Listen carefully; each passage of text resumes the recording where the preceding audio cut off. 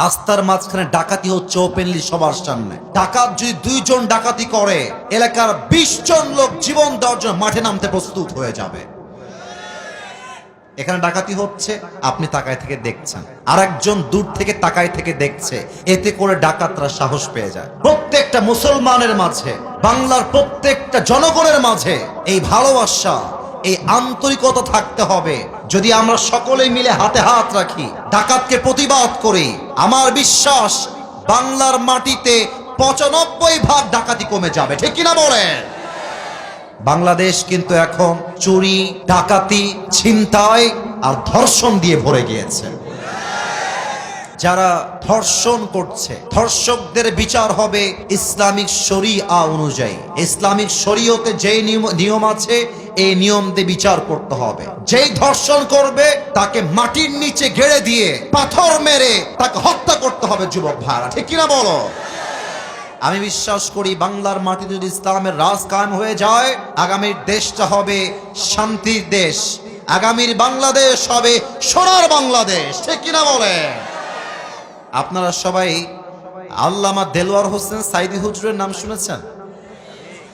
এত আস্তে বললে তো আমার কলিজায় আঘাত লাগবে। নাম শুনেছেন না আপনারা সবাই?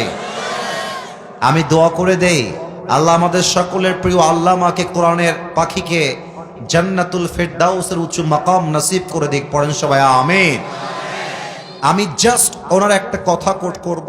ওনার একটা কথাকে উল্লেখ করেই আমি আমার আলোচনার যে তাফসীর আমি রিপ্রেজেন্ট করতে চাই আজকে, সে আয়াতে ফিরে যাব।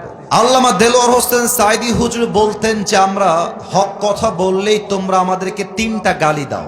1 হচ্ছে রাজাকার, 2 হচ্ছে জঙ্গিবাদ, 3 হচ্ছে মৌলবাদ।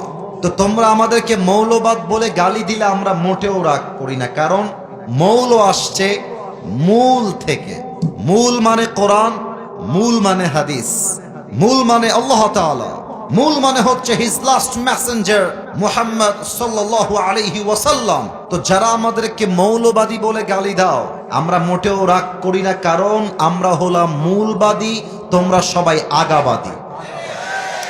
এবার সাতক্ষীরার সন্তানদেরকে আওয়াজ দিয়ে উত্তর দিতে হবে, গাছের আগায় শক্তি বেশি হয় না গোড়ায় শক্তি বেশি হয়?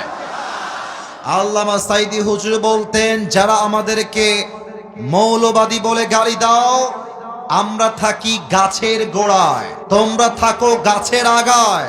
বাড়াবাড়ি বেশি কইরো না, আলেমদেরকে ধরে জেলখানায় বন্দী করো না, জুলুমের রাজনীতি করতে চেও না। বেশি বাড়াবাড়ি করলে 16 কোটি মানুষ মিলে গাছের গোড়ায় একটা ঝাঁকুনি মারবে, মামুর বাড়ি দিল্লি গিয়ে পড়বা, দিল্লি গিয়ে তারা সবাই পড়েছে। ঠিক কিনা বলে?